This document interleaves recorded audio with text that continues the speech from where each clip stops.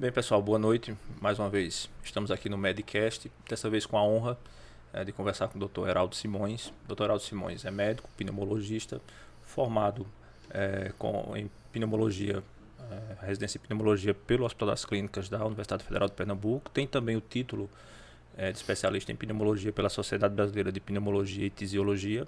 Foi preceptor de pneumologia do Hospital Otávio de Freitas, que é uma referência na área para o Nordeste inteiro. E também é professor de pneumologia da Universidade Federal de Pernambuco. E hoje a gente tem a honra de conversar com o Dr. Heraldo. Boa noite. Boa noite, é um prazer estar aqui com todos que estiver assistindo a gente aqui. E como é que foi essa trajetória, Dr. Heraldo? Eu já sou aqui dessa região, né? Eu sou de Bezerros, região metropolitana de Caruaru. Já estudava aqui, vinha todo dia de Bezerros para cá, estudava no Colégio Diocesano. Só no último ano do ensino médio é que eu fui embora para Recife e de lá, faculdade, me formei. Fiz residência de clínica no Getúlio, depois fiz residência de pneumo lá no HC. E aí fiquei trabalhando alguns anos em Recife, fiquei vinculado ao Hospital Português, né? A gente fundou lá o Instituto Pulmão, que eu me mantive sócio até há pouco tempo. Mas de 2002 para cá eu comecei um processo de transição, porque a gente chega a uma certa idade que não pode simplesmente joga tudo e vai embora. Aí eu comecei um processo de transição, vindo um dia para cá, diminuindo um dia em Recife, até que voltei para interior, que é a minha raiz. Eu estava meio cansado daquela vida de Recife e fui fazendo a transição, trazendo meus vínculos para cá. Esse vínculo do Otávio é o mais antigo, da Secretaria de Saúde, que era no Otávio, o mais antigo eu trouxe aqui para o regional, e hoje a gente está ajudando na universidade. É pena para Recife que perdeu você, né? Mas feliz nós aqui de Caruaru que a gente tem uma referência hoje na pneumologia, que é você aqui nessa nossa região, né? Mas eu acho que é importante, porque a gente precisa, eu acho que o caminho é o oeste. Se você analisar historicamente o Brasil sempre foi muito concentrado na beira do mar. E eu acho que o caminho é as pessoas começarem a sair, a vida é melhor aqui, e as tecnologias de informação estão deixando a vida muito melhor do que... Só a título de comparação, eu me lembro que quando eu fui fazer vestibular, a diferença dos colégios de Recife para os colégios do interior eram abissais. Uma pessoa do interior passar no vestibular de medicina era uma coisa muito rara. Hoje, os colégios do interior estão pau a pau com os colégios da capital. Minhas filhas estão fazendo vestibular, tendo feito formação aqui, não precisaram fazer como eu sair. Então isso é uma coisa boa, a gente melhora a qualidade da assistência prestada aqui em Caruaru. Principalmente quando a gente tem especialista no interior, né? Alguns anos atrás era uma dificuldade muito grande você ter ainda especialista no interior, o interior ainda era muito do generalista. Mas assim, Caruaru acaba se mostrando como um centro formador importante. A gente tem várias residências aqui, inclusive hospitais de referência, hospitais tanto públicos quanto privados, então serviços de excelência é fundamental. E temos uma universidade federal com um curso de medicina, na qual o senhor inclusive é professor. Né? Nós, na verdade, que aí acaba sendo também uma promoção muito grande para essa qualidade da medicina. E quando a gente fala assim especificamente em pneumologia, não há como a gente não começar ou não pensar falando em asma, né? Que eu acho que talvez seja uma das principais associações que a gente faz com a pneumologia e a asma. Aquele paciente com desconforto respiratório, história de tosse, dor opressiva. Como é que a gente consegue dar um diagnóstico de asma? A gente precisa de exames, a gente consegue dar um diagnóstico clínico? Veja, o diagnóstico da asma ele é basicamente clínico, tá certo? Agora, tem que saber que existem doenças que parecem asma e não são. Mas assim, o meu foco, que é basicamente o adulto, né, a gente vai ter, excluindo uma série de outras coisas, excluindo doenças ocupacionais, excluindo o tabagismo, considerando aquele histórico que vem de infância muitas vezes. Então termina sendo, os exames muitas vezes, eles servem para a gente balizar a gravidade. Balizar, a partir dessa gravidade, você instituir a intensidade do tratamento. E ter padrões para segmento disso aí. Mas o paciente, o diagnóstico de asma é basicamente clínico.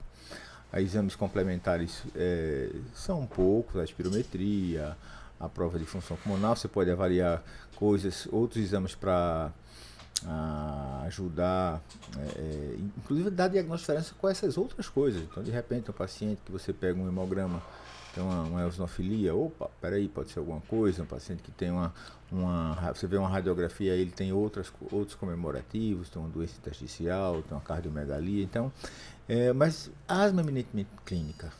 Às vezes, assim, como falou da espirometria, a gente fazia muita associação de que espirometria para necessidade de diagnóstico de asma, mas na verdade não, né? Esse paciente tem já uma clínica sugestiva, tem a história familiar positiva, aquele paciente que já vem uma história, muitas vezes na infância ali, de desconforto respiratório, com uma boa resposta muitas vezes ali ao bronquidilatador, a gente acaba já considerando que é um paciente... E veja, a espirometria, ele não avalia, não dá diagnóstico. Ele me diz a sua capacidade de colocar ar para dentro e para fora, volumes e fluxos. Eu uso essas informações também para outras doenças, para o DPLC, para acompanhar um fibrótico, para acompanhar outras patologias. Então ele é um diagnóstico funcional, ele não é um diagnóstico etiológico. E a gente tende a ver muitos pacientes dando entrada na emergência por crises asmáticas, né? Então, esses pacientes dão entrada na emergência talvez pela condição da asma ser mais grave ou muito possivelmente por um tratamento inadequado ou que esse paciente não seguiu o tratamento da maneira correta. Veja, eu tenho 31 anos como médico e eu tenho 2 casos de asma grave. Porque são aqueles pacientes que estão otimamente tratados e estão com crise. O grande problema de asma é não tratamento, é abandono de tratamento, é tratamento irregular. Asma, se você for analisar, ele basicamente tem um caráter genético. Tem famílias inteiras de pessoas com asma. E a gente não tem que encarar a asma como a gente encara diabetes, como a gente encara hipertensão. Eu não curo a asma. Mas, diferentemente, por exemplo, de diabetes, que a gente não cura, mas tem um prognóstico de longo prazo ruim, asma tratada é muito bem. Os pacientes vivem muito bem, vivem assintomáticos. Minha filha a briga é para tomar remédio, senão ela quer parar. E vive muito bem. Nunca tive uma noite perdida em pronto-socorro com minha filha. E aí o problema de não tratar de maneira adequada é justamente esse, é o absenteísmo. Você começa faltando trabalho, você vai precisar ir para emergência, você vai passar algum tempo para conseguir voltar ao seu status pré-crise. E muitas, inclusive, dessas medicações são disponíveis no SUS, né? O SUS acaba disponibilizando algumas dessas medicações que você não precisa nem comprar, né? A gente tem na farmácia popular do Brasil, a gente tem o corticoide inalado, tem o beta-2 de curta ação. Dá para tratar razoavelmente, principalmente com o uso do corticoide inalado, que isso é outra coisa que é outra briga. Quando as pessoas escutam a palavra corticoide, há uma mística, né? Que a gente tem que separar o corticoide inalado do corticoide sistêmico. Aquele corticoide tópico que tem ação basicamente na mucosa, que é administrado em microgramas, uma biodisponibilidade irrisória. Então as pessoas têm um medo de corticoide. E aí o X começa a usar a medicação, melhora, tô bom. Aí suspende. E ficam esperando a próxima crise para irem procurar. E a gente sabe que o mais importante hoje na asma é o tratamento até fora da crise, para evitar que você tenha crise. A gente sabe que o principal componente da asma não é o broncoespasmo, é a inflamação. E se a gente ficar esperando ter crise para usar só o broncodilatador de curta ação, como o salbutamol, por exemplo, isso não controla o componente inflamatório. Só isso, apesar dessa medicação, se você ficar usando só isso nas crises, a sua crise vai ficar piorando em intensidade e frequência. E podem ter uma crise grande que mate. E além do que, essa exposição do pulmão, dos bronquíolos a esse processo inflamatório vai deixando cicatrizes naquele pulmão, vai remodelando aquele pulmão. E aí você pode ter consequências mais graves depois, né? Eu tenho, porque eu já trabalho com público adulto e idoso, a gente tem pacientes porque essa inflamação tem um fenômeno que chama de remodelação brônquica. A característica da asma é a obstrução variável do fluxo de ar, do que entra e sai do pulmão. Mas essa inflamação cronifica, ela pode até ficar uma obstrução permanente. E esses pacientes que nunca fumaram, mas têm asma desde de jovenzinhos e que apenas ficavam o tratamento sob demanda, ficam com esse quadro cronificado e passam a deixar de responder a medicações que, se tivessem utilizado de forma correta a vida inteira, não chegariam nessa fase mais velho com os problemas que muitas vezes apresentam. Então a ideia é que, se você tem asma e faz o tratamento correto, você consegue ter uma boa resposta e um bom prognóstico E com o preservar tratamento. a capacidade respiratória. E manter sua vida normal. Se você faz esses tratamentos irregulares ou não trata e deixa para fazer isso muito tarde, acaba que muitas vezes essa medicação não consegue mais funcionar da maneira adequada e você vai ter um comprometimento importante, inclusive, às vezes com restrições a trabalho, a outras atividades. Né? Tem uma briga muito grande que eu acho que você deve também sentir, mesmo na pediatria, por conta dos pais, é o uso da bombinha. A bombinha é uma mística que vem justamente das primeiras medicações para o tratamento de asma, foram os broncodilatadores de curta ação, que com 4 horas passou efeito. E depois e essas medicações, como eu disse, apesar delas, a asma fica piorando em intensidade e frequência. E só tinha isso para usar. Então as pessoas com falta de ar começavam a ter que usar mais, cada vez mais precoce. Aí começavam a dizer, está viciado. Aí já foi o primeiro obstáculo para o uso dos inalatórios. Um belo dia, vi uma crise tão grande, a pessoa tentava se aliviar e morria de uma crise de asma, mas estava com a bombinha na mão. Foi a bombinha que matou. Depois a gente sabe que foi a asma que matou. E ainda é complicado. Há uma coisa no imaginário coletivo contra o dispositivo inalado que é uma briga para a gente conseguir convencer de que não é, que inclusive ele é mais seguro, que você reduz em 20 vezes a dose se você tivesse que utilizar a mesma medicação na forma de um comprimido ou de um xarope. Além do que as pessoas precisam entender que aquele mecanismo da bombinha, você tem uma ação praticamente direta ali no pulmão. Quando você faz a medicação oral, vai se perder muito dessa medicação.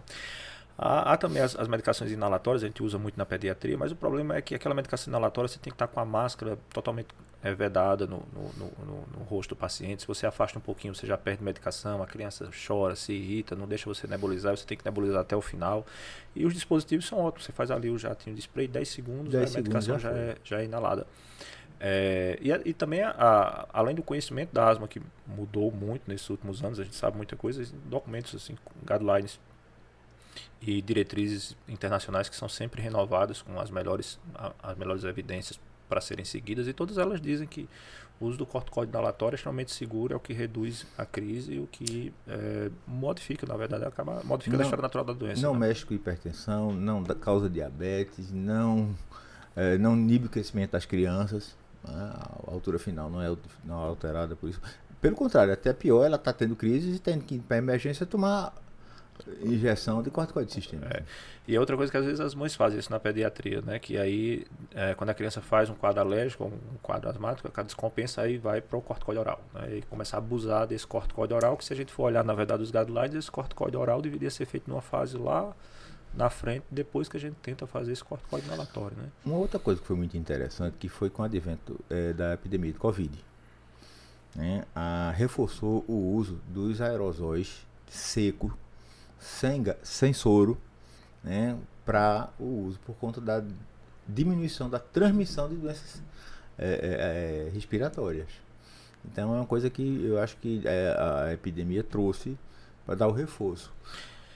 Antes a gente fazia aquela nebulização, isso também é comum nas emergências pediátricas, e aí houve todas essas recomendações de a gente não fazer, porque aquelas partículas aerosóis, aquilo ali transmitir para todo o ambiente, e a gente começou a usar muito as bombinhas com o espaçador. A gente usa muito o espaçador ainda na pediatria, porque a criança não consegue fazer a relação adequada.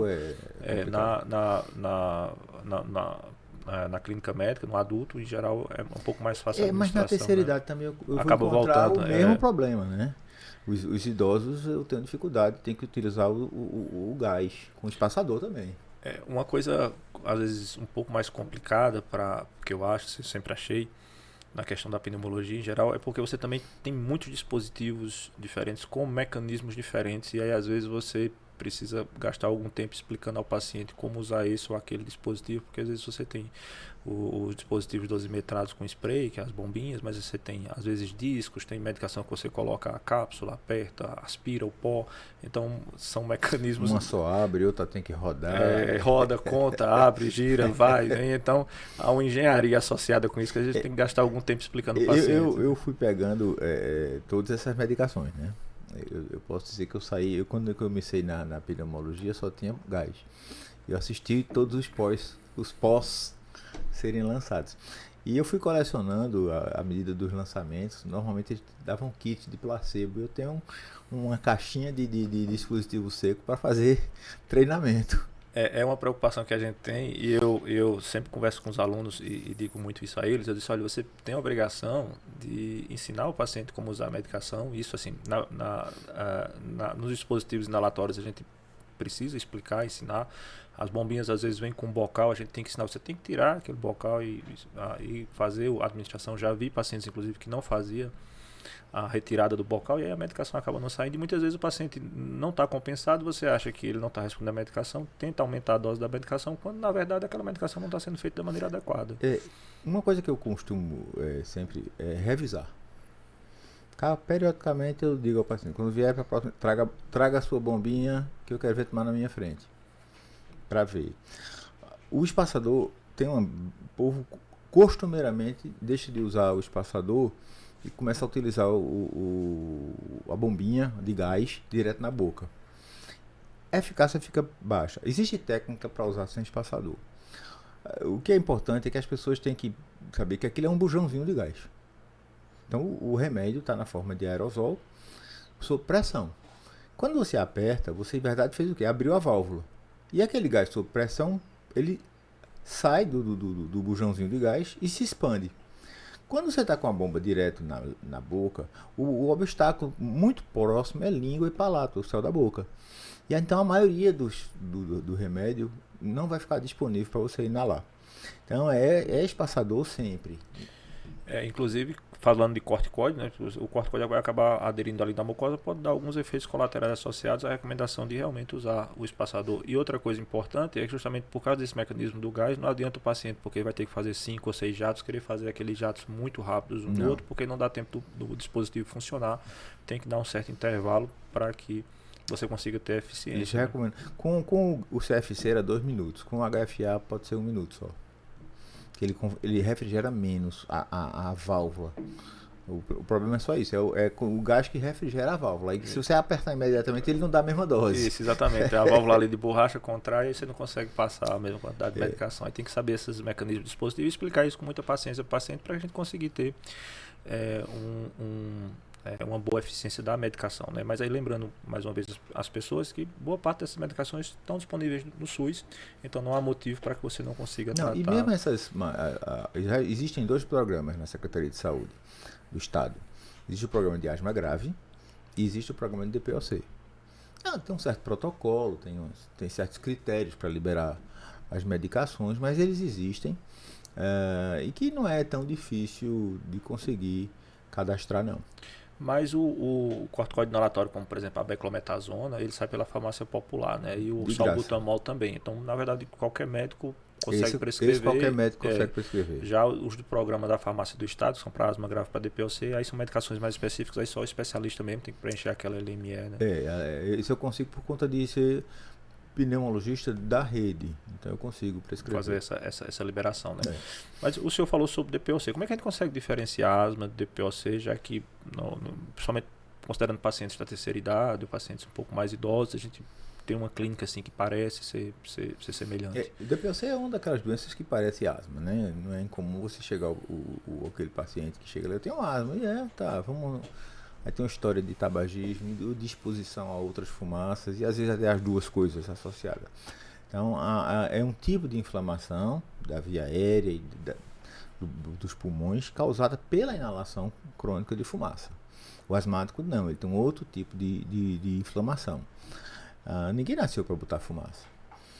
Então eles têm falta de ar, tem mais tosse, tem mais produção de secreção e tem esse histórico de exposição à fumaça. Não só o cigarro é o principal, fonte. Existem outras, algumas ocupacionais, trabalhadores de olaria, de carvoaria, pessoas que usam fogão de lenha dentro de casa. Então há uma exposição. Também há muita overlap, né, sobreposição. O cara trabalha na carvoaria e fuma também. Então termina havendo. Faz uma inalação dupla, né? Faz as duas coisas. Né? E a gente tem. E é uma doença completamente prevenível. Né? O DPOC é uma doença dessa exposição. A gente teve bons sucessos até mais ou menos 10, 12 anos atrás. Depois a gente teve uma estabilizada no controle do tabagismo e infelizmente voltou a aumentar. Né? E com a adição de outras coisas, né? Agora tem uma modinha de cigarro eletrônico aí. Pacientes jovens, né? Fumando aqueles cigarros eletrônicos, achando que aquilo não causa nenhum tipo de dano, ou dano menor, né? E a gente tá vendo, na verdade, pacientes jovens aí já com problema pulmonar importante. Ele não é queima, né? O cigarro tradicional ele queima. Ele é de um processo de vaporização. Quando ele mistura, quando ele aciona o botãozinho, mistura a substância e sai uma névoa, inclusive que é fria, ela não é quente. Cada fabricante modifica a sua padrão. Outra coisa, eles têm uma dose de nicotina muito elevada. Isso aí está bem documentado, isso aí por conta de questões até comerciais. Porque quem vicia é nicotina. Então a pessoa quando vai fumar, ele está buscando saciar seu vício em nicotina. O poder adoecedor da nicotina é muito baixo. O problema é que ela não vem só. Então vem com as outras coisas todas que a gente conhece. E nos vaporizadores ainda não se tem um padrão estabelecido. Esses vaporizadores têm sido responsabilizados por uma doença intersticial grave, aguda e que tem uma mortalidade elevada. Outra coisa é que esses vaporizadores são caros, bem mais caros. E como você está dependente de nicotina e vai precisar saciar seu vício, termina indo fumar o cigarro mais barato, que é o cigarro de queima. Então, assim, termina fazendo todo um pacote de um interligado com o outro, A puxa B e B puxa A, e no fim é indução das doenças respiratórias. E como a dose de nicotina acaba sendo muito alta nesses vaporizadores, em geral o primeiro contato, o segundo contato já vai deixar seu organismo ali mais facilmente dependente da nicotina do que, por exemplo, quando você inalasse ou tragasse um cigarro, por exemplo, né? Mas esses pacientes com DPOC, assim, uma vez que o DPOC está instalado, o que a gente consegue fazer por eles do ponto de vista de tratamento, de prognóstico? O tratamento tem dois pilares. Um é parar de ofender. Suspender ali o que está provocando a doença. E outras são usar as medicações que vão tentar controlar a inflamação, controlar o broncoespasmo e controlar a hiperprodução de muco. Então aí a gente teria, principalmente com medicação inalatória, para controlar a sintomatologia. O DPOC é incurável, não existe cura, só existe prevenção. E o tratamento, os pilares são esses. Esses pacientes acabam infectando muito, né? Os pacientes com DPOC, porque o paciente que acaba produzindo muito muco, fica mais com o pulmão mais exposto, acabam infectando, tendo assim, pneumonias mais tem outros né? fatores associados, né? Que eles têm também alteração a mucorreia, tem alteração do clearance, muco ciliar, né? Eles têm dificuldade de botar esse muco para fora. Ficam tossindo tão repetidamente, né? Ele tosse porque produz muito. E tem aquela bordinha em escova que faz o movimento. Esses pacientes têm essa borda em escova, ela não tem um movimento normal que um paciente não fumante tem para a eliminação de muco. Outra coisa é que essa doença, ninguém fuma agora e vai adoecer amanhã. Né? Você começa fumando agora, leva 20, 30 anos para começar. E 20, 30 anos você já está com 50, 60 anos. Então já vem as questões naturais da terceira idade. Então junta todo esse pacote. E lembrar, tabagismo não afeta só o pulmão. Né? A gente também tem as doenças cardiovasculares muito impactadas pelo consumo do tabaco. AVC, infarto, né? Então, inclusive, há alguma coisa assim, seguinte, embora o paciente se incomode muito com a dispneia que ele tem do DPOC, ele morre mais de infarto. O coração fica sobrecarregado ali. Até porque também quando você começa a sobrecarregar mais o pulmão, o segundo órgão que vai ter que dar conta do recado é o coração. Então eles têm mais morbidade pulmonar e maior mortalidade cardíaca. E alguns desses pacientes acabam precisando de oxigênio domiciliar, né? Sim.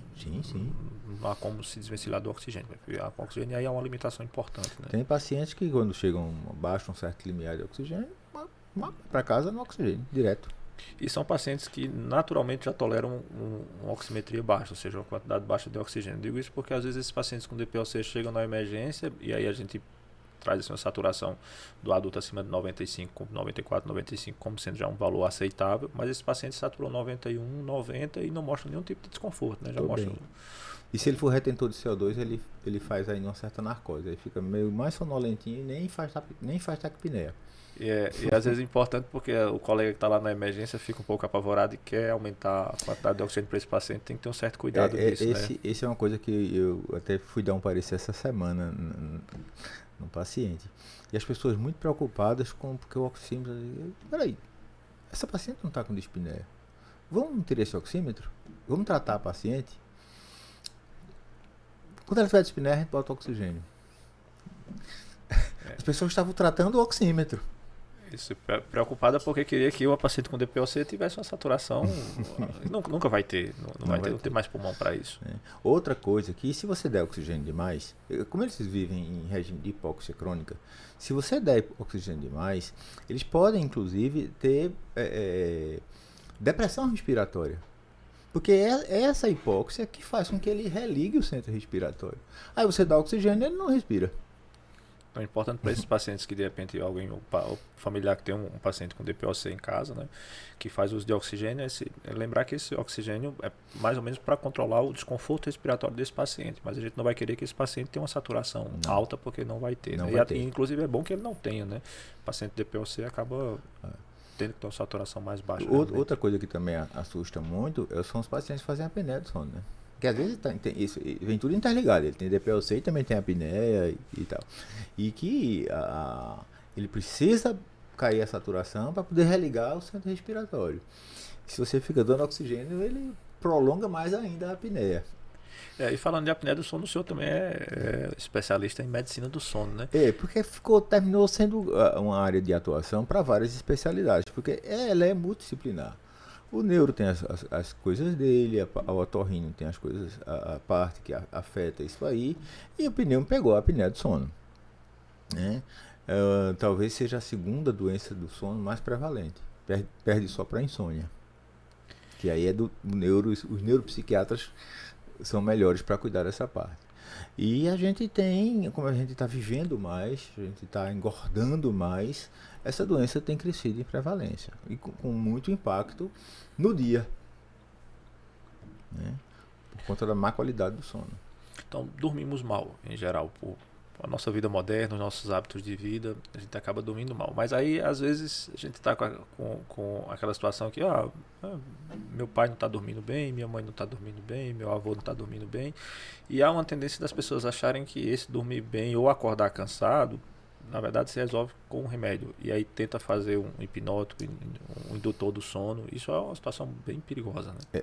Uma coisa que é importante, vou mexer um pouquinho na área dos neuros, mas a gente termina sabendo alguma coisa e algumas orientações a gente começa a dar. Quanto mais velho ficamos, menos dormimos. Ponto. Quem dorme o dia todo é bebê. Terceira idade é um desafio para sono. Por quê? Porque as pessoas já estão aposentadas, já não tem uma atividade que ocupe o dia. Passam um dia, semanas, meses só em casa. E essa pandemia foi terrível para os idosos. Fechou os clubes de terceira idade, não podia sair, não ia para a praça, para a igreja. Era o grupo de risco, os idosos do grupo de risco, então eles tinham que ficar mais trancados do que todo mundo. Então eles começavam aquele dia inteiro, meses inteiros trancados dentro de casa. Então começavam a fazer fragmentação do sono. Então acordava, tomava café da manhã, tirava um cochilo. No momento em que fisiologicamente já se dorme menos. Aí almoçava, tirava outro cochilo. Dia, um tédio, 8 horas da noite ele queria mais que o dia acabasse, aí dormia. Meia-noite, estava acordado. 1 hora da manhã, disse, doutor, não durmo nada, passa a madrugada olhando o tempo. Claro, dormiu se necessário. E indutor do sono é uma briga, né? E os mais usados, que são os benzodiazepínicos, eles só são indutores no curto prazo. No médio e longo prazo eles perdem o poder indutor do sono. O problema é que eles dão dependência, e aí se o cara não toma, ele não dorme, porque faz a síndrome de abstinência. Aí você às vezes tem que ir aumentando a dose. Eu tomava lá meu clonazepam de 0,25, 0,5, agora não faz mais efeito, tem que tomar tem que tomar 2 miligramas. É uma situação bem porque bem ele perde o né? efeito indutor em médio prazo. Então 3, 4 meses você já está dobrando dose. E chega um ponto que você não consegue mais, mas se você não consegue tirar. E essa retirada é muito difícil, né? Porque desmame de benzodiazepínico em geral, principalmente nos pacientes de terceira idade, tem sido uma dificuldade muito grande de se fazer. O que a literatura diz é que você tem mais fracasso do que sucesso em desmame de benzodiazepínico. Então a estratégia é não inicie. Benzodiazepínico não é para insônia. Benzodiazepínico é para pânico, é para alguns quadros de ansiedade generalizada, é medicação acessória no tratamento de depressão. Então, assim, benzodiazepínico não é para insônia. A classificação da farmacologia é que, na verdade, são ansiolíticos, né? São medicações para ansiedade, que tem um poder hipnótico, alguns mais do que outros, mas a gente vê, na verdade, uma banalização do uso. E aí tem uma preocupação muito grande que algumas dessas medicações podem fazer depressão respiratória desses pacientes mais idosos. Então o paciente já tem uma situação, por exemplo, de DPOC, pode piorar. Acaba dando relaxamento muscular também importante. Então o paciente que já tem tendência a roncar ou já ronca vai piorar muito, vai fazer muito mais apneia por causa do uso do benzodiazepínico, que na verdade vai piorar a qualidade do sono ao invés de melhorar, né? E vamos lá. O que é que está relacionado? Essa qualidade do sono ruim, embora ele pareça dormir, ele tem amnésia, acha que dormiu, ele tem um sono ruim. Tem algumas coisas relacionadas à demência precoce nos pacientes, nesse grupo de pacientes. Então, o benzodiazepínico, cronicamente utilizado, demência precoce. A hipóxia intermitente da apneia do sono também está relacionada à demência precoce. Então, assim, eu tenho problemas pessoais com os benzodiazepínicos. O clonazepam, então, talvez seja uma das medicações mais vendidas no Brasil, talvez no mundo. Eu vi um estudo certa vez que disse que o clonazepam ele só perdia para a pílula anticoncepcional, mas parece que teve um ano que ele venceu a pílula anticoncepcional em termos de medicações dispensadas e vendidas, né? E a gente vê muito isso, por exemplo, na atenção básica, né? Não fazendo nenhum tipo de crítica, obviamente, mas sim uma renovação impressionante de benzodiazepínicos na atenção básica de maneira geral, né? Precisa se rever isso com muito cuidado. E aquele paciente que reclama que não está conseguindo dormir ou que de repente dorme, mas acorda cansado, como se não tivesse dormido, esse paciente tem que ter uma avaliação pormenorizada muito antes de pensar em fazer alguma medicação, né? Veja, aquele exemplo do idoso, ele está precisando de coisa que ocupe ele. Ele está precisando de não cochilar de dia. Ele, um idoso de 70, 80 anos, dorme 6 horas e olhe. Aí ele dorme 1 hora de noite, de manhã, 1 hora de noite, só vai dormir 4 horas da noite. Só que eles querem dormir 8, 10 horas. Não dormem, fisiologicamente eles não precisam dessa quantidade toda de sono. E o sono do dia tirou da noite.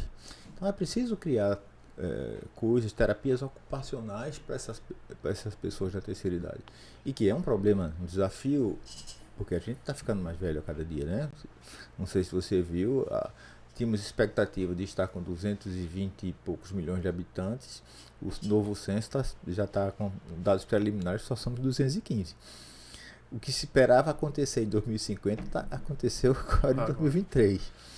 Então a gente vai ter uma população de idosos muito grande. Daqui a pouco nós também estamos nesse grupo. Então tem que pensar em coisa que ocupe, porque senão é um problema, né? Então a má higiene do sono é uma coisa, exposição à luz, esse tem sido um outro problema, né? Essas telinhas de celular, de computador, essas televisões novas, elas têm muita ultravioleta e isso passa para o nosso cérebro o comando de que é dia, né? Então, coisas que se orientam, tirar a televisão do quarto, bota a televisão na sala, o quarto é para dormir. fazer aquele preparo na hora de dormir, né? Ter a programação de sempre dormir naquele mesmo horário, se preparar, apagar a luz, colocar um ambiente mais tranquilo, Isso. de repente tentar ler um livro. Para diminuir luz. Pra- Tanto que você vê, assim, não vou fazer propaganda, mas existem uns leitores eletrônicos que são foscos. Não sei se você já manuseou Sim. algum diferente do tablet, que tem aquele brilhão. É. Tem uns que são só leitor de livro, é fosco. Justamente para diminuir essa luminosidade. Isso, eles funcionam basicamente só como leitores de livro, mas eles têm, inclusive eles irritam muito menos a visão, né? Se você passa muito tempo no tablet, você começa a se sentir um pouco Por incomodado conta do brilho. por causa daquela intensidade luminosa, mas quando você vai fazer a leitura num leitor desses tela fosca, aí existem algumas dessas livrarias que vendem esses leitores, você percebe que é uma leitura muito mais agradável, né? Exatamente. E aí você acaba irritando menos a sua visão e lembrar que esse excesso de luz acaba estimulando seu cérebro, e aí seu cérebro fica mais estimulado, você não vai conseguir realmente descansar nem dormir, né? Exatamente. Então, essa questão da higiene do sono também é a vida moderna bagunçou muito isso, né? A terceira idade é um desafio. E assim, eu vejo pessoas que chegam do nada quando você vai fazer. Porque tem que parar e conversar, Paulo. Se você não conversa, não entende a rotina do cara, você vai simplesmente pegar o talãozinho azul E às vezes até piorar a situação do paciente. Exatamente. Até há vários palestras que a gente assiste de sono dizem que não existe insônia, né? Existe excesso, não existe falta de sono, existe excesso de alerta. Então é controlar o excesso de alerta que você vai dormir tranquilo. E aí passa por tudo, né? Desde a questão da atividade física, atividades durante o dia, a alimentação também, que é uma coisa importante. Você faz uma alimentação muito bebidas. faz uma alimentação pesada, toma muitos estimulantes, café, alguns refrigerantes. Então isso acaba deixando o seu cérebro muito agitado e você não vai conseguir. Tem uma outra coisa, tem uma modinha aí que a meninada tá usando muito nas academias, né? Pré-treino, pós-treino, que são os energéticos para aumentar a termogênese. Que quando você pega a fórmula é cafeína. Em Doses doses cavalares. Cavalar de cafeína. E aí às vezes faz um treino à noite, né? Toma o pré-treino, vai à noite, quando chega em casa não consegue dormir. Não. Tá ligado em 330. E aí usa precocemente um benzodiazepínico, não tem um sono bom de manhã cedo. Quando acorda vai precisar de alguma coisa para estimular, para conseguir o dia, e faz um estimulante, e aí é mais ou menos toma um energético. Esse é o retrato assim que a gente tem visto de alguns memes, inclusive na internet, dessa geração. É uma coisa que vai puxando outra. A outra coisa que a gente tem que pensar também nessa questão é rotina, né? Nosso corpo precisa de rotina. Então, trabalhadores de turno aí, a gente da saúde sabe como é ruim, aqueles plantões que ou você inverte de vez o seu turno ou não. Então você pode trabalhar só à noite.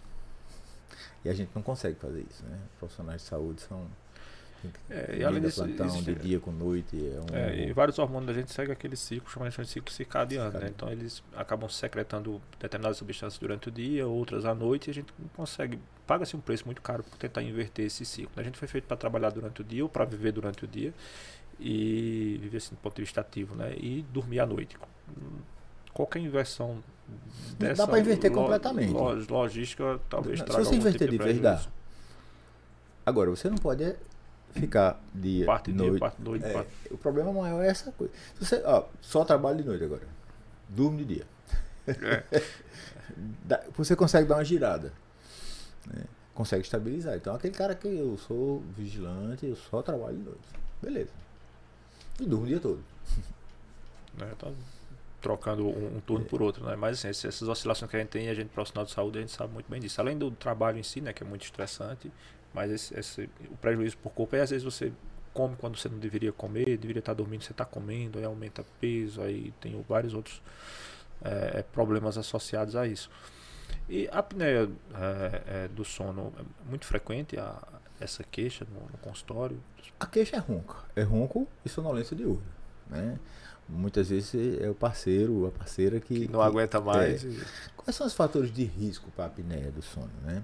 Então, o primeiro é sexo masculino. Nós homens temos muito mais apneia do que as mulheres até a menopausa. Aí o jogo empata. Outro fator é a obesidade, né? A obesidade, quanto mais peso nós ganhamos, mais apneia do sono tem. Por alguns motivos. Primeiro, pelo o aumento da circunferência do pescoço. Então, como a tendência é colapso, quanto mais grosso, mais força de colapso tem. E já há alguns trabalhos, inclusive um trabalho bem clássico de ressonância magnética, mostrando infiltração gordurosa da língua, gerando também macroglossia. Então esse seria o outro fator. Então, o sexo, obesidade. O outro é a idade. Né? Quem mantém a via aérea aberta é músculo. E a gente perde tônus muscular com o processo natural de envelhecer. Então, língua é um músculo, o palato mole é um músculo, os pilares laterais ali na garganta, onde as amígdalas são encaixadas, são músculos. E que tem que, naturalmente, durante o sono, há um certo relaxamento. Normal cair um pouco, mas tem pessoas que têm uma hipotonia mais severa e cai mais. Aí você tem a apneia obstrutiva. E essa questão do envelhecer, por isso que você tem também criado. E justifica, inclusive, pacientes magrinhos, idosos, com apneia. Existem outras coisas que são medicamentos e bebidas alcoólicas. Então, o álcool, embora induza o sono, ele piora a apneia por conta de aumento do relaxamento muscular. O benzodiazepínico, que a gente já falou, e medicações como relaxantes musculares. Então, ciclobenzaprina piora a apneia do sono. E outros são fatores anatômicos, tanto genéticos como adquiridos. Então, pacientes que têm micrognatia, retrognatia, macroglossia, pacientes que tiveram doenças ali daquela região. Então, um paciente que tem um tumor de língua, que tem um tumor de laringe, que teve um trauma e que mexeu na anatomia normal daquela região, também pode vir a ter apneia obstrutiva por conta disso. E assim, o relaxamento muscular, você falou interessante, porque às vezes paciente mais jovem, né, para fazer até uma prática esportiva, se machuca, acaba tomando aqui durante algum tempo algum dessas medicações para dor, que algumas delas, inclusive, a associação com o relaxamento muscular, e acaba apresentando piora do padrão do ronco. Qual é o tratamento que a gente geralmente orienta para esses pacientes? Porque alguns deles, inclusive, existem alguns programas de fisioterapia, né, para fortalecimento dessa musculatura, com alguma resposta, às vezes, quando você tem um quadro mais leve. O que é que tem classicamente? Né? Você primeiro tem ver a gravidade da apneia. Né? Então, a polissonografia vai me dizer a intensidade. Então, eles colocam o seguinte: até 5 apneias e hipopneias por hora, beleza. De 5 a 15, apneia leve. 15 a 30, moderada. Acima de 30, grave. Então, nos pacientes com apneia leve, você tem algumas coisas que você pode lançar a mão. Então, você tem terapia posicional. Então, existem umas almofadas que você coloca, um cinto com as almofadas nas costas, que evita que você fique em decúbito dorsal, ou seja, de barriga para cima. Você pode improvisar também com bola de tênis, aquela amarelinha, cabeludinha. Você costura um bolso nas costas do pijama e bota 2 bolinhas de tênis. O objetivo é você não ficar de barriga para cima. Seria uma coisa. Outra terapia é com a fono. Então, fazer aqueles exercícios de fortalecimento da musculatura ali da faringe, a musculatura também bucinadora e de língua. Então, os exercícios, é até engraçado os exercícios de fono. É verdade, você fica na frente do espelho, fica lá soprando, bota a língua pra frente. Faz uns barulhos, eu assisti algumas aulas bem interessantes. A outra coisa que você pode lançar a mão também é o aparelho intraoral de avanço mandibular. Então ele trabalha com 2 aspectos. Ele é um aparelho que trava na arcada superior, trava na arcada inferior, e ele já vai aumentar espaço longitudinal e, se for necessário, também no transverso, porque ele pode fazer com que ele pode ser avançado paulatinamente e a mandíbula ser colocada um pouco mais para frente durante o sono, isso de forma passiva. Você não tem contração muscular para isso. Então, esse é o clássico. Claro que tem exceções, né? Eu tenho uma paciente com apneia leve, mas não tinha dente. Foi pro CPAP. Para os casos de moderada a grave, Aí o clássico é o uso do CPAP, que é a sigla, né? Continuous Positive Airway Pressure, pressão positiva contínua na via aérea, que em verdade é o que? É um gerador de fluxo que quando você tiver a hipotonia muscular, ele impede o colapso. Tal qual a gente soprar numa bolsa plástica para fazê-la abrir. Então aí você tem que fazer o estudo direitinho, fazer a titulação, saber qual é a pressão que você precisa usar de CPAP, não é uma... Cada um tem a sua pressão, o mesmo paciente pode mudar de pressão, dependendo de condição clínica. Então o paciente tinha 180 quilos, fez uma bariátrica, provavelmente a pressão dele diminuiu, ou o contrário também vai ser verdadeiro. Eu uso o CPAP. Para pressões até certo nível. Depois tem que, se precisar, tem que utilizar mais pressão em equipamentos mais sofisticados, consequentemente mais caros. Nos pacientes que precisam de mais pressão, você pode também até associar o aparelho intraoral e a fono também. Mas sempre para os pacientes mais graves aí será combinado mais de uma técnica.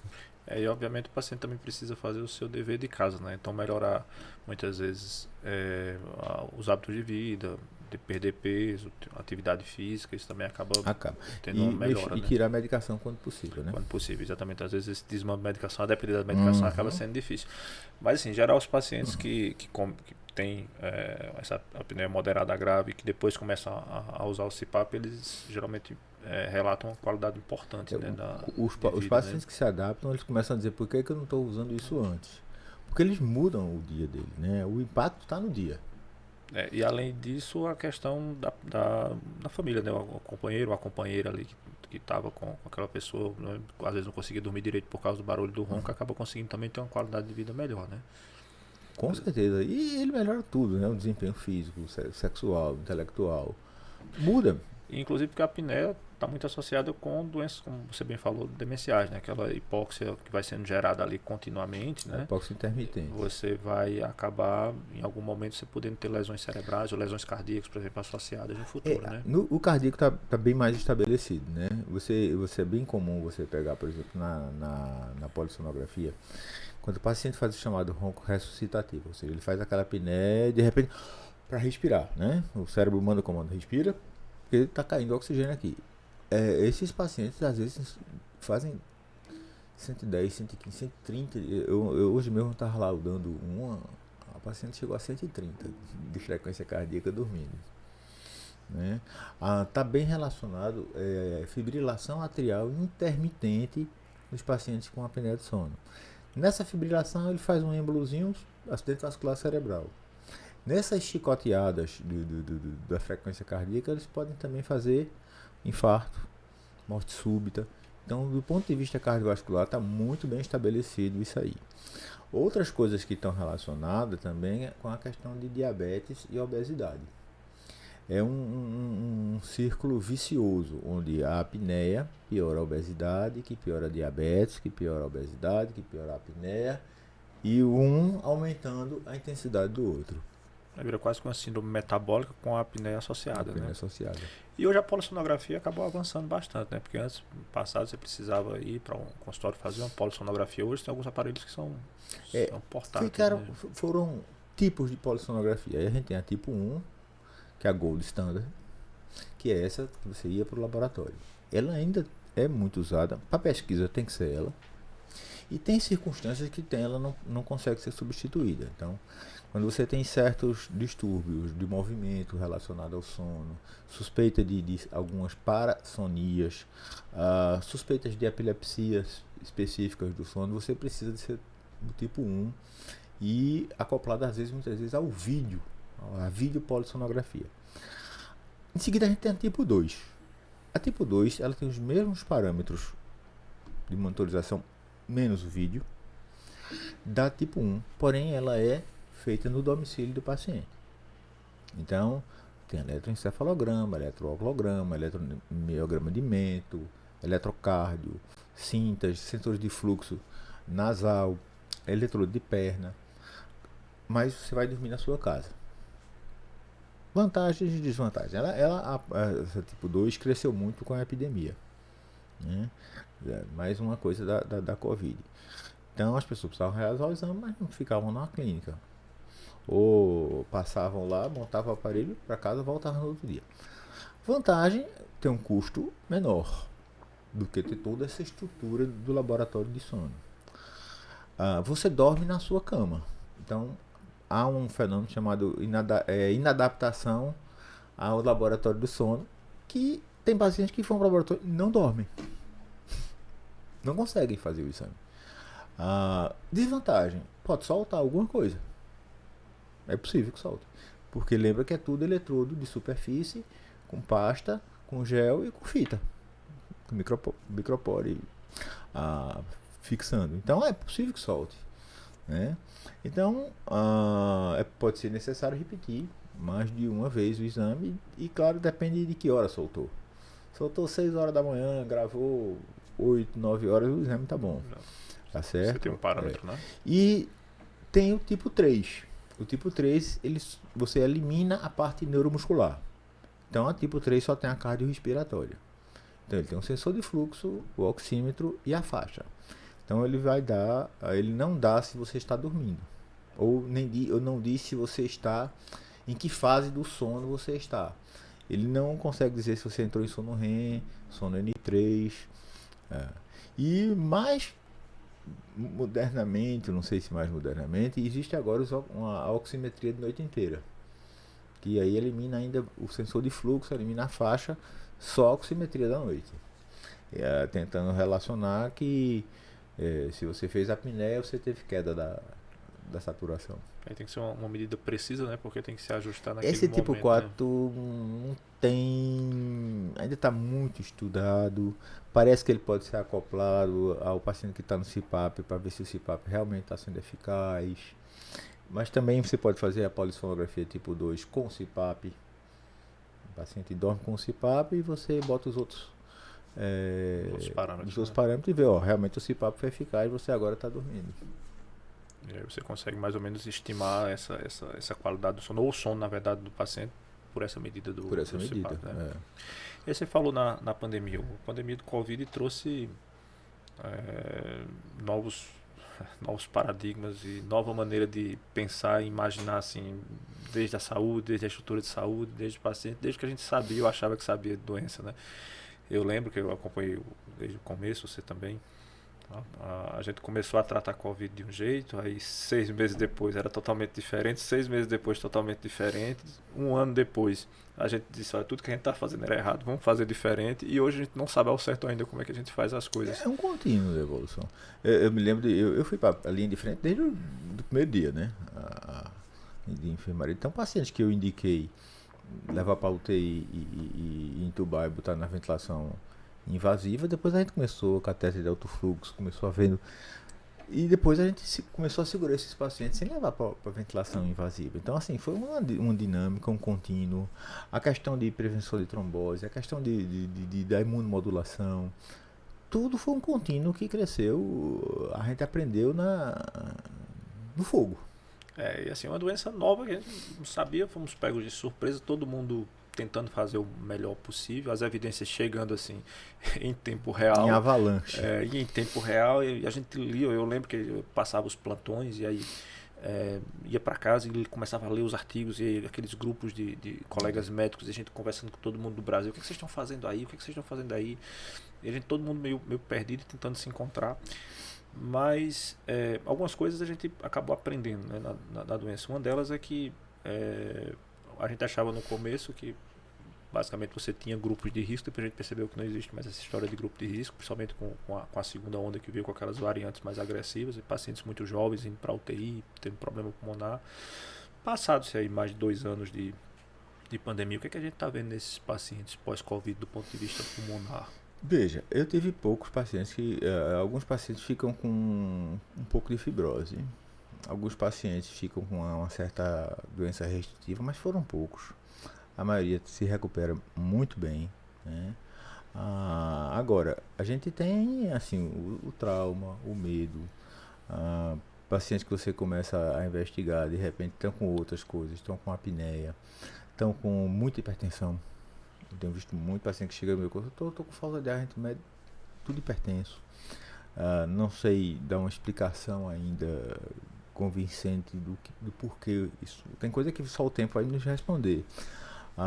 Você pede a tomografia, cicatrizou tudo, não tem, faz espirometria, às vezes que tem sido alterada, né? Mas o medo em si do que passou, Angústia, foi a angústia, então tudo isso é fator de que tem às vezes a perda de parentes, pessoas próximas. parente. Acho que rara a família que não teve uma pessoa que venha falecida. Agora, o que é que a gente está observando hoje? E aí são só teorias. A gente está tendo muito caso de Covid, mas sem CIRAG. Então, a gente tem pacientes com quadros como se fosse um resfriado. E, assim, se você pegar historicamente, o coronavírus foi descoberto em meados dos anos 60 do século passado. Não se relatou nenhum quadros graves de doença respiratória por coronavírus até 2002, quando a gente teve o SARS-CoV-1, também na China. Foi algo limitado, não houve uma pandemia. Em 2009, teve um segundo surto de doença respiratória grave por um coronavírus que se chamou de MERS-CoV. MERS-CoV, que ficou Middle West Respiratory Syndrome, ficou naquela região, Catar, Bahrein, também localizado. Pra cá, né? E em 2019 teve o SARS-CoV-2 com toda essa história que a gente vivenciou e ainda está vivenciando. A gente não sabe o que, vai acontecer, se novas mutações podem retomar a virulência do agente. E agora, teorias. Número 1, aí é lei de Darwin pura, me perdoem os ouvintes. Os organismos mais frágeis possivelmente já foram eliminados. Então, quem sobreviveu já tem um certo grau de resistência natural. Segundo, as vacinas, questões outras à parte, conferem algum grau de imunidade. Terceira, o parasita tende a entrar em equilíbrio com seu hospedeiro. Um parasita que é tão grave que mate todos os seus hospedeiros, ele morre também. Então acredito que essa combinação de fatores explique a gente estar nesse momento com uma quantidade de casos de Covid alto, com baixo caso de CIRAG. Sem aquele comprometimento pulmonar que a gente via lá nos primeiros meses, os primeiros anos de doença. Né? De estar abrindo UTI, de chegar a ter hospital que tinha 10 leitos, ter 50. Aquele laudo que vinha na tomografia que deixava todo mundo muito apreensivo. Né? Tantos por cento de vidro fosco. Né? E eu lembro que os pacientes, os parentes perguntavam quantos por cento do pulmão. Eles queriam saber quantos por cento. Né? Como se assim, a gente conseguisse dar uma gravidade pela porcentagem do pulmão, que era também uma coisa curiosa. Às vezes tinha paciente com 30%, 40% de comprometimento pela tomografia, que muitas vezes fazia um quadro desfavorável, precisava ir para a UTI. O paciente com 70%, 80% de comprometimento que ficava ali na enfermaria. Na enfermaria tomando oxigênio com catéter. Também uma coisa muito misteriosa, de certa forma. A gente tem visto também muito caso de diabetes, principalmente na pediatria. A pediatria aumentou muito o caso de diabetes. Naquela faixa ali pré-adolescente, né? A gente tem recebido muito esses pacientes nos últimos tempos, que a gente não recebia pré-pandemia.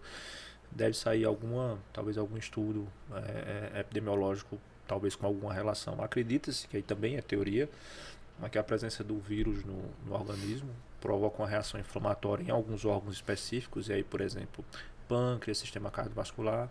E aí poderia explicar esse processo inflamatório no pâncreas com a possibilidade de diabetes, no sistema cardiovascular, como pacientes com hipertensão, por exemplo. Alguns pacientes acabam abrindo um quadro de miocardiopatia também. Fadiga crônica, pelo menos nos adultos. Muita fadiga crônica. E às vezes os pacientes confundem a fadiga com falta de ar. Eu estou cansado. Aqui a gente usa o termo cansado com dois sentidos, né? Cansado, falta de ar, cansado, falta de disposição. E às vezes essa fadiga crônica, muitos dos pacientes, quando começam a explorar um pouco mais, o que ele chega se questionando é indisposição. Quando ele faz uma atividade física, ele cansa fisicamente. E a gente já tem alguns vírus que fazem coisa parecida, né? Porque, por exemplo, as arboviroses, né, como a chikungunya, pode deixar você com dores crônicas aí, articulares durante bom tempo, né? Tem pacientes que tiveram anos de dores articulares e depois tiveram contato mononucleose com... também está relacionada com fadiga crônica, né? Também. Então não é incomum a gente ter essa relação de vírus com essas alterações do sistema muscular, de maneira geral, do sistema articular e muscular. Acaba sendo uma coisa relativamente comum, né? E assim, a gente acabou nesses últimos tempos vivendo muito a pandemia, Covid, e esqueceu às vezes de algumas doenças que acabam sendo negligenciadas, isso com relação à própria pneumologia também. É uma doença muito negligenciada, que a gente não pode deixar de falar dela, que é sobre a tuberculose, né? Que nunca nos deixa em paz, né? São relatos ainda anedotais. Esses dados precisam ser consolidados. Parece que houve um aumento da incidência de tuberculose. O próprio confinamento é uma doença de transmissão aérea. Então você confina as pessoas, tranca todo mundo dentro de casa, começa a adoecer aquele núcleo todo. Então, próprio também as dificuldades de acessos aos programas básicos de saúde, porque hoje a tuberculose é a ação básica de saúde, né? A pesquisa, a busca ativa dos pacientes sintomáticos respiratórios crônicos, e houve um aumento da incidência de tuberculose. E esse confinamento talvez, assim, também seria uma teoria, mas talvez justifique, porque você, para ter ser contaminado pela doença, você precisa estar em contato ali com alguém que esteja com a doença durante algum tempo, né? Uhum. E aí às vezes esse confinamento poderia justificar isso. Associado também, obviamente, nesse período de confinamento, a gente teve uma menor procura aos serviços de saúde, uma piora da monitorização desses pacientes. Mas apesar de ser uma doença ainda com uma mortalidade importante, uma doença perfeitamente curável. Tratável pelo SUS, né? Pelo SUS. Não, no Brasil não pode vender medicação de tuberculose, né? A venda e a comercialização é proibida. Então, qualquer um de nós que, se tiver tuberculose, tem que ir a um posto de saúde, que é para fazer a notificação, fazer o registro junto ao Ministério da Saúde. Então, é um tratamento longo, por conta das características biológicas do bacilo, é um tratamento de 6 meses. E às vezes algumas pessoas comparam a tuberculose com o Covid, assim, eu lembro muito disso naquela época, dizia o seguinte: em algum momento a gente vai conviver com o Covid, assim como a gente convive hoje com o bacilo da tuberculose, todo mundo sendo exposto e algumas pessoas adoecendo. Né? Exatamente. A não ser que haja uma mutação, né? Aí a gente nunca sabe. A gente não sabe, os vírus são danados. A tuberculose tem crescido, e aí a mutação também é resistência à medicação, né? No Brasil ainda é pouca, mas já existe. E em algumas regiões do mundo, como por exemplo o subcontinente indiano, tuberculose resistente ao que a gente aqui usa é muito frequente lá. Talvez por um tratamento também inadequado, assim, inadequado abandono de tratamento, porque é aquela doença que já com as primeiras semanas ali de tratamento, o paciente já vai ter uma melhora importante. Às vezes alguns acabam descontinuando o tratamento, né? E é porque essa é uma característica biológica, né? Você melhora rápido, mas você tem que segurar o tratamento para você poder consolidar, para garantir que... Porque ficam bacilos meio dormindo. Mas que se você tira logo o tratamento, eles podem acordar e você recidivar a doença, reativar a doença. Então, por isso esse tratamento de 6 meses. Na Índia, que é onde tem esse maior problema de resistência, é porque na Índia eles não têm um programa estruturado como a gente tem aqui. Então, você tiver tuberculose, você vai à farmácia comprar o seu remédio. Então, melhorei, para que eu preciso continuar usando esse remédio? Então, ele não é fornecido. Então, tem uma série de questões do subcontinente indiano. Acaba que aqui a gente conseguiu organizar melhor esse tratamento, inclusive com a busca ativa, a atenção básica que faz isso, né, e faz essa monitorização. Mas aí lembrando que o retratamento, né, o tratamento para os pacientes que recidivam e que abandonam, acaba sendo um tratamento também um pouco mais agressivo, um pouco mais longo, então o ideal é que esses pacientes e pior, né, você muitas vezes vai ter que utilizar medicação injetável. E aí já começou a complicar. Tem que às vezes ir para internamento. Tem drogas novas sendo estudadas, já a gente já vai ter novidade boa aí. Mas aí lembrar todo paciente com tosse persistente, né, perda de peso, história de febre vespertina, ou que teve contato com alguém diagnosticado, esse paciente precisa Precisa ter feito o fazer o diagnóstico, que basicamente é uma avaliação clínica, o teste do Scar, se for possível, né? E aí nas dúvidas a gente pode fazer também uma radiografia para ver se há alguma lesão pulmonar, né, associada. O básico é o exame do Scar, né? Até porque a radiografia tem alguns vieses que pode até, em vez de ajudar, não confundir e atrapalhar. Às vezes você pode pensar que é uma pneumonia, instituir um tratamento inicial para a pneumonia, o paciente vai melhorar dos sintomas, porque alguns desses antibióticos podem ter um efeito parcial sobre a bactéria da tuberculose, mas enfim, você não vai estar tratando efetivamente aquele paciente. Eu tenho uma história assim que muito salutar. Quando eu vim do Otávio de Freitas para cá, eu fui, basicamente, eu era do pavilhão de tuberculose. Fiquei, porque lá são 2 pavilhões, não sei se você conhece o Otávio de Freitas. Conheço. Tem um de patologia não tuberculose e um só de tuberculose. E a gente pegou muito a vivência de tuberculose. E na época, a gente fui convidado por um secretário de saúde daqui da época, que Caruaru estava com uma estatística muito alta de tuberculose. E aí eu me convidou e disse, bom, vou ajudar. Aí eu pedi a ele uma coisa bem interessante. Eu digo, não suba para o Ministério se a notificação não vier com a baciloscopia positiva. Todo caso que vier e a baciloscopia for negativa, passa por mim. E aí a gente começou a ver o que é que tinha. E assim, o que é que a gente observou? Sequelados de tuberculose que ficam cheios de bronquiectasia, tossidores crônicos, que infectam periodicamente por germe piogênico, sendo retratado com baciloscopia negativa e essa notificação subia. Pacientes com outras doenças cavitárias pulmonares que lembravam tuberculose, então abscesso, neoplasia escavada. Então a gente conseguiu em 2 anos aqui dar uma regulada nos índices daqui de Caruaru, e eu me orgulho de ter participado dessa equipe, e a gente foi receber uma menção honrosa do Ministério da Saúde. Que história maravilhosa.